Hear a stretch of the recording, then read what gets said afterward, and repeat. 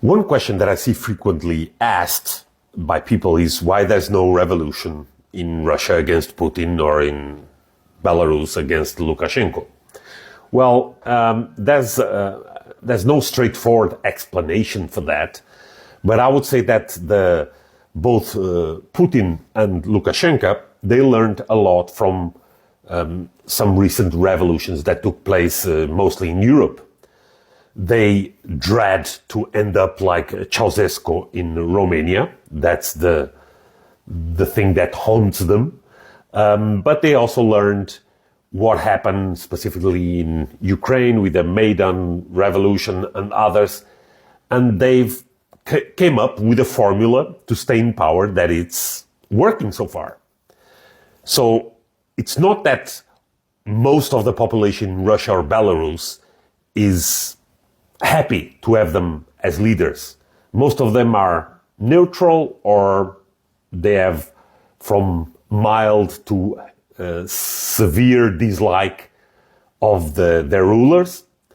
But they also understand that if they try to make some protest, if they try to show their dissatisfaction publicly, that can only have not only immediate consequences, but also long-term consequences for them and their families. So they are blackmailed, literally, through violence, force, and other methods to do not try anything against the regime. So how did they also manage to make sure that protests didn't happen often and that people were not able to express themselves freely? Very simple, but efficient.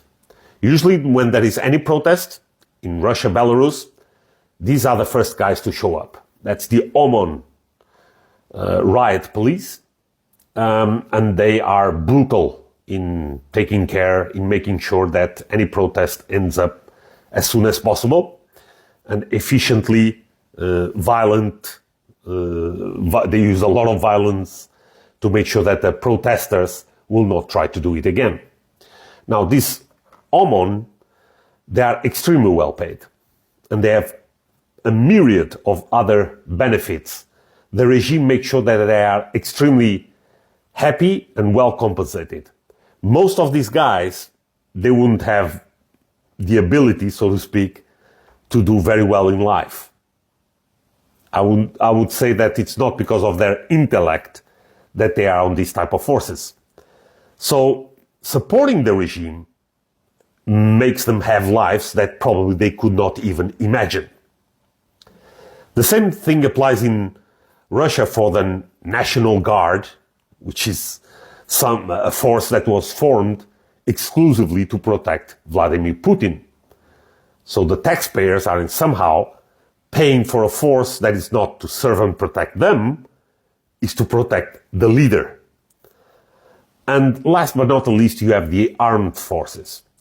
The middle to upper levels of the armed forces are inside and benefiting from the ring of corruption that the state institutionalized.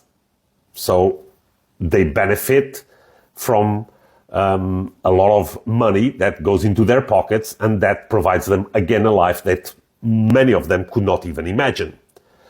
So these regimes have under control brutal police forces. They have National Guard, and then they have the middle to upper level of the armed forces completely under their pay. It's literally like a mafia.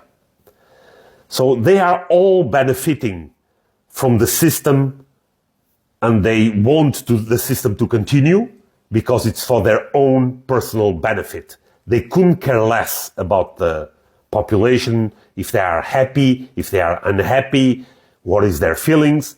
They know that they have a job to do, keep the leader in its place, and they will continue to benefit from a very privileged life that many of them could never imagine they could have. So that's the secret sauce that Putin and Lukashenko are using for many years now. They keep those forces that are able to protect them, they keep them satisfied and very well paid. And with the brutality that they use whenever there is a protest, they always send a message: you don't want to end up like these protesters, and you're not going to change anything. So we live on this cycle where people are afraid to be brutalized by these type of forces. And even if they are unhappy, they are not in sufficient numbers and with the sufficient resilience to be able to change anything. That's what probably will perpetuate either both Putin or Lukashenko in power until eventually they will die.